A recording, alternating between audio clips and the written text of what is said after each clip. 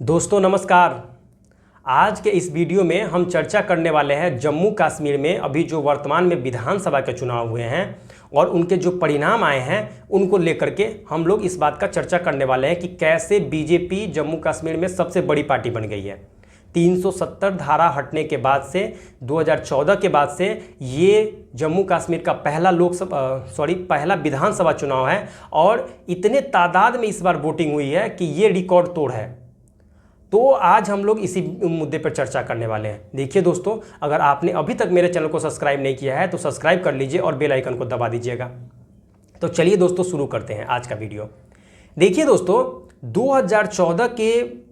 2014 में जो जम्मू कश्मीर में विधानसभा चुनाव हुए थे उसमें बीजेपी सेकेंड लार्जेस्ट पार्टी थी सीट के मामले में भी और वोट परसेंटेज के मामले में भी। लेकिन धारा 370 जब हटा है और नया परिसीमन हुआ है जिसमें जम्मू संभाग के 37 सीटों को बढ़ा करके 43 सीट कर दिया गया है और कश्मीर में जो पहले 43 सीट हुआ करती थी उसे 47 सीट कर दिया गया है। और जब से ये धारा 370 हटा है उसके 5 साल बाद लगभग 2019 के अगस्त में 5 अगस्त को धारा 370 को हटाया गया था और 2024 के सितंबर में वहाँ पे विधानसभा के चुनाव हो रहे हैं।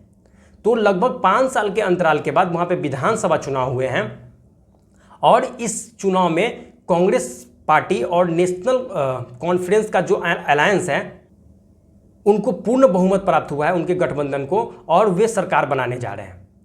लेकिन सबसे हैरान करने वाली बात यह है कि इस बार बीजेपी सबसे बड़ी पार्टी बनकर उभरी है वोट परसेंटेज के मामले में। बीजेपी को लगभग 24 से 25% वोट शेयर मिला है, जबकि महबूबा मुफ्ती की पार्टी को लगभग 23% के लगभग वोट मिला है और वे 42 सीट जीतने में कामयाब हुए हैं और बीजेपी को 29 सीट मिले हैं। लेकिन हुआ यह है कि बीजेपी ने जितनी भी सीटें जीती है वो सिर्फ और सिर्फ जम्मू संभाग में जीते हैं और नेशनल कॉन्फ्रेंस ने लगभग जितने सीट जीते हैं वो कश्मीर संभाग में जीते हैं। जो कश्मीर का जो क्षेत्र है जिसमें राजौरी, पुंछ, बडगाम, ये सब जो मुस्लिम डोमिनेटेड इलाका है उसमें नेशनल कॉन्फ्रेंस ने बाजी मार दी है और हिंदू बहुल क्षेत्र में बीजेपी ने बाजी मारी है और उसमें उन्होंने 29 सीट निकाले हैं। और दोस्तों एक बात मैं आपको बता दूं, ये जो नया परिसीमन हुआ है और नई तरीक़ा से जो जम्मू कश्मीर केंद्र शासित प्रदेश में जो चुनाव हुए हैं और विधानसभा का जो स्थिति बना है उसमें एक नई बात ये निकल कर सामने आ रही है कि वहाँ पे 5 जो विधायक है उसको नॉमिनेट किया जाएगा उपराज्यपाल के द्वारा, जो विभिन्न समुदाय से, जैसे कुछ लोग 1 से 2 जो कश्मीरी पंडित हैं उनके लिए रिजर्व किया गया है, 1-2 SC ST के लिए रिजर्व किया गया है और एक जो 1947 तक जो पाक ऑक्युपाइड कश्मीर है यानी कि POK जो है वहाँ से जो कुछ लोग आए हैं उनमें से एक को बीजेपी उपराज्यपाल जो है वो नॉमिनेट करने वाली है। लेकिन केंद्र में बीजेपी की सरकार है तो समझिए तो बीजेपी के हिसाब से ही उनको नॉमिनेट किया जाएगा। तो इस प्रकार वहाँ पे जो कुल सीटों की संख्या जो हो जाती है वो 95 हो जाती है, 95 ये हो जाती है और बहुमत के लिए 48 का आंकड़ा जो होता है वो होता है। तो इसी प्रकार नेशनल कॉन्फ्रेंस को 42 सीट प्राप्त हुई है और जो कांग्रेस पार्टी है उनको 6 सीट प्राप्त हुई है। इस प्रकार से 48 सीटें होती है और इसीलिए वहाँ पे नेशनल कॉन्फ्रेंस और जो कांग्रेस पार्टी का गठबंधन है वो सरकार बना ले जाएगी। और जब फारूक अब्दुल्ला से इस बारे में पूछा गया, जो कि नेशनल कॉन्फ्रेंस के वरिष्ठ नेता हैं, तो उन्होंने कहा कि वो इस बार मुख्यमंत्री नहीं बनेंगे और उनका जो बेटा है उमर अब्दुल्ला वो इस बार जम्मू कश्मीर के मुख्यमंत्री बनने वाले हैं और बीजेपी विपक्ष में बैठेगी, ऐसा तय है। 29 सीट उनको मिली है।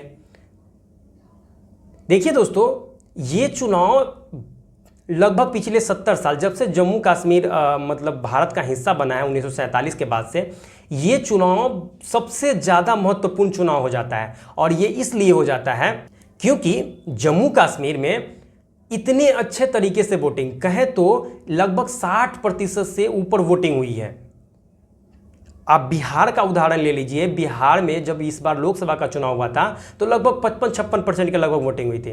लेकिन जिस जम्मू कश्मीर में कुछ ऐसे जिले थे या कहें तो कुछ ऐसे तबका था जो वोटिंग करने के लिए निकलता ही नहीं था, चाहे आतंकवादी हमला के डर से हो, चाहे किसी भी कारण से हो, वो वोटिंग देने नहीं निकलता था और वहाँ पे 2-4% वोटिंग होती थी। लेकिन पूरे जम्मू कश्मीर में इस बार 60% प्लस वोटिंग हुई है। ये चौंकाने वाली बात थी, जिसके कारण ऐसा लग रहा था कि वहाँ के लोगों को भारतीय संविधान के प्रति और भारतीय सरकार के प्रति या देश के प्रति, जो लोकतंत्र के प्रति जो आस्था है उसमें बढ़ोतरी हुई है और वे चाहते हैं, भले ही ऐसा नहीं है कि बीजेपी ने 370 हटाया हो तो उनके खिलाफ वोट गए हो, तो जिसके कारण ऐसा कुछ नहीं है।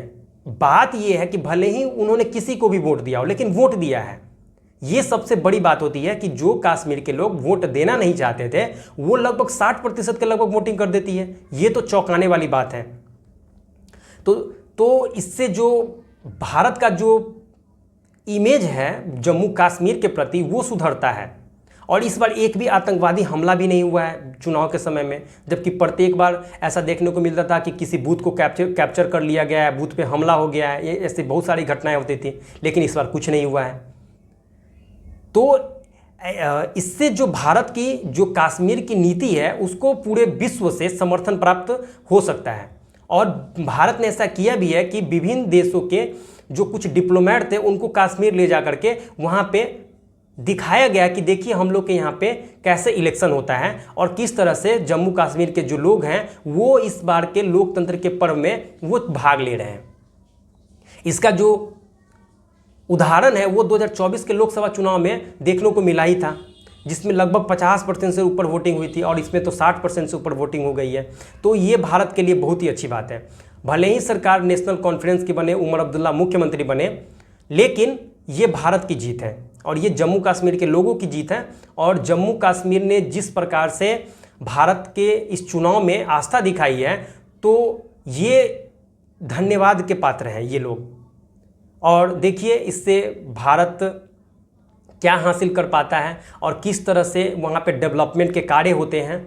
जम्मू कश्मीर का जो इंफ्रास्ट्रक्चर है, वहाँ पे जो फॉरेन FDI जो UAE या विभिन्न मुस्लिम कंट्री से जो आ रही है, टूरिज्म में भी बहुत सारी बढ़ोतरी देखने को मिली है, जिससे वहाँ के लोगों के हाथ में पैसा आया है। तो ये जो 370 हटने के जो फायदे हैं वो ये सब देखने को मिल रहे हैं। मैंने कुछ दिन पहले BBC में देखा था कि जो एक भारत और पाकिस्तान का जो एक नदी है वो जो बॉर्डर बनाती थी, तो वहाँ पे भारत साइड से बहुत सारे बंकर हुआ करते थे। वहाँ पे बंकर हुआ करते थे क्योंकि वहाँ पे बराबर फायरिंग वायरिंग हुआ करती थी। लेकिन अब देखने को मिल रहा है कि वहाँ पे वो टूरिज्म पैलेस बन गया है। वहाँ पे विभिन्न सारे टूरिस्ट आते हैं और सारे बंकर को हटा दिया गया है और लोग आराम से बैठ कर खा पी रहे हैं और एंजॉय भी कर रहे हैं। तो ये कश्मीर जो एकदम ट्रांसफॉर्म हो चुका है।